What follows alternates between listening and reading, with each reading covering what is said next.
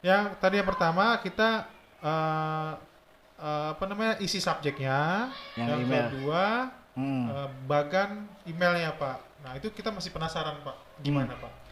Ya, jadi bagian email itu Hmm, diisi gitu kan untuk seperti surat lamaran biasa, Pak. ya, Kalau kita di kertas bikin surat lamaran gitu hmm, ya, teman-teman, hmm, ya itu masukin aja sama seperti itu. Jadi teruntuk siapa gitu oh, kan.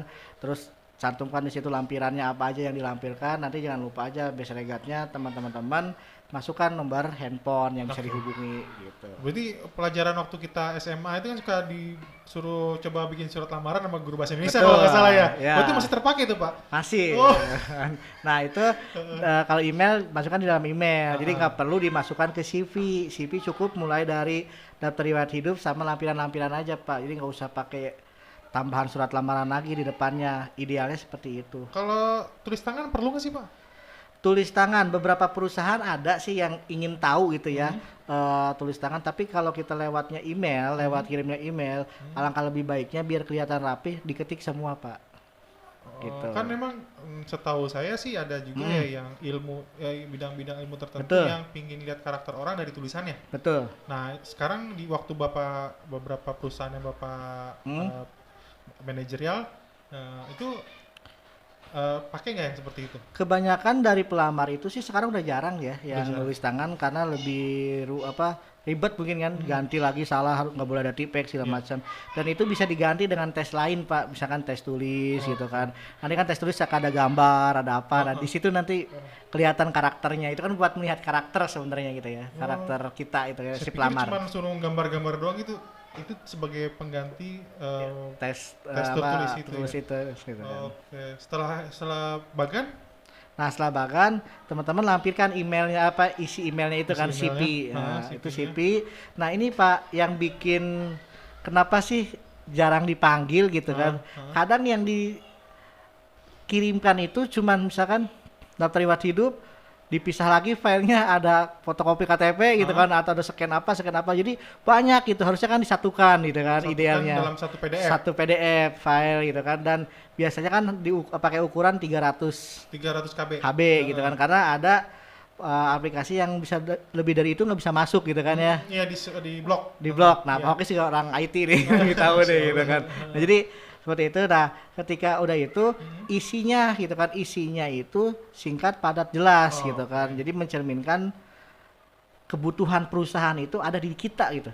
Jadi ketika seperti Pak Hoki jualan nih, Iya. misalkan Pak Hoki cari tahu dulu saya tuh butuhnya apa. Misalkan saya butuhnya mobil BMW, nggak Iya. mungkin Pak Hoki nawarin saya misalkan mobil Honda atau Honda. sedan atau apa Heeh. gitu kan, atau customer butuh apa, jadi kita cari tahu gitu kan. Ketika perusahaan butuh apa, di kita ada loh, seperti itu Oke, gitu. oke, Jadi oke. ibaratnya kita itu berdagang diri gitu, Ah, berjualan gitu kan, seperti itu. berarti bisa dibilang itu surat lamaran itu bannernya kita ya, Betul, betul sekali ya. Eh, Pintu masuk pintu masuk. kita seperti itu. Saya pikir tuh kalau lulus-lulus gitu tuh nggak bakal dibaca gitu sama orang HR.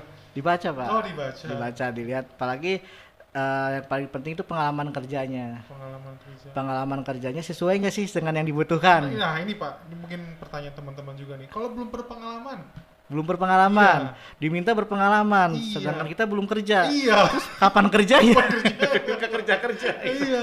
Gitu kan. Nah, teman-teman, ini nih paling penting nih buat teman-teman yang fresh graduate gitu ya, atau baru lulus gitu ya. Saya belum punya pengalaman, tapi saya mau lamar kerja Heeh, di perusahaan yang membutuhkan pengalaman. iya. Gak usah takut teman-teman gitu kan.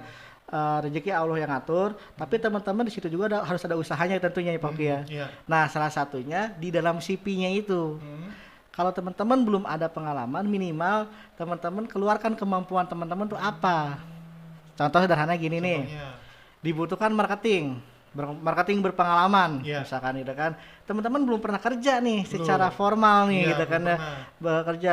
Teman-teman bisa mencantumkan misalkan pernah jadi jualan online kah, pernah bantu orang tua berjualan dan lain-lain itu. Dan biasanya itu diungkapkan dalam interview biasanya. Itu kalau udah soal lamaran bantu orang tua gitu. Oh, kalau di surat lamaran tentukan aja skillnya atau kemampuan yang dimiliki. Skill yang dimiliki. Kemampuan yang dimiliki misalkan Heeh. komunikasi baik, mampu presentasi, negosiasi gitu kan, public speaking gitu kan, atau marketing gitu kan. Dicantumkan di situ kemampuan kita bisa apa. gitu. Yang berhubungan dengan posisi yang kita lamar. Ya kalau kita marketing, tentu saja ketika kita mencantumkan di surat lamaran Iya. itu, ya masukkan kemampuan yang dimiliki itu marketing, komunikasi baik. Itu kadang suka malas ngisi di situ Pak, kemampuan apa yang dimiliki. Tapi itu wah, tuh catat teman-teman. Harus diisi kemampuan diri itu apa kalau belum berpengalaman. Betul. Oke. Abis itu udah pasti dipanggil Pak. Insya Allah. Habis udah ngisi itu Nah, kalau pengalaman, lengkap, kalau lengkap, kan intinya gini ya, ketika XR itu mencari kandidat untuk jadi karyawan gitu kan, dia kan yang dilihat kan yang pertama pengalaman, kedua background pendidikannya sesuai atau tidak gitu Iya. kan, yang ketiga mungkin usia lah, batasan usia segala macam. Nah, ketika teman-teman itu minimal di antara tiga ini dua aja teman-teman memiliki, itu udah kemungkinan besar lolos Oke. dalam tahap screening CV. Mungkin selanjutnya ada tes tertulis dan interview udah selanjutnya seperti itu. Nah, sekarang sih paling banyak lihat lamaran lowongan kerja itu dari dibutuhkan D3 gitu kan. Betul. Terus karena kita ngerasa S1 gitu misalkan ya, buat teman-teman yang S1 ya kemungkinan gue dipanggil dong ya kan. S1 jadi gue kirimin S1 padahal dibutuhin D3. Itu berpengaruh untuk diterima nggak sih Pak? Tergantung. Oke. Tergantung linear pendidikannya. Misalkan kalau pendidikannya mesin, D3 mesin misalkan itu kan, S1-nya mesin ya mungkin linear gitu kan. Iya. Tapi kalau yang dibutuhkan D3 teknik elektro misalkan, terus S1-nya S1 pendidikan, misalkan Iya. sarjana pendidikan, ya kemungkinan kecil kecuali kalau kita punya pengalaman. Gitu. Kalau kita punya pengalaman ya mungkin bisa gitu kan lebih mudah. Tapi ketika kita pengalamannya jadi guru SD, guru SMP, guru SMA, yang dibutuhkan itu engineering gitu kan, engineering listrik gitu kan, itu agak sulit seperti sulit itu. juga ya. Jadi kita sesuaikan dengan background pendidikan kita, sesuaikan dengan kemampuan kita seperti itu. Oke. Kirim udah. Dream udah gitu. Insya Allah dipanggil. Ya. Nah tuh teman-teman ya, tadi subjek, pengalaman, yang fresh graduate juga jangan takut, tuliskan skill-skill yang sudah kalian punya. Nah, saya pikir sudah terbedah Pak Dede. Apanya nih? Padahal ini udah.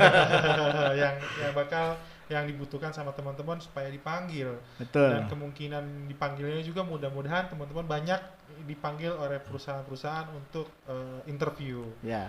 Nah, tapi nanti bakal muncul masalah baru Pak Dede. Apa tuh? Setelah dipanggil, Ah, interview, ah. gue harus ngomong apa?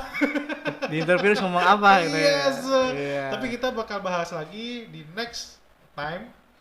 Yang penting dipanggil dulu deh teman-teman. Kalau dipanggil, terus pantengin podcast ini supaya teman-teman terus update dan nanti pas dipanggil harus ngomong apa dan melakukan apa. Kita bongkar, kita bedah. Oke? Sip. Wassalamualaikum warahmatullahi wabarakatuh. Waalaikumsalam. Makasih Pak Dede. warahmatullahi wabarakatuh. Luar biasa, Pak Dede.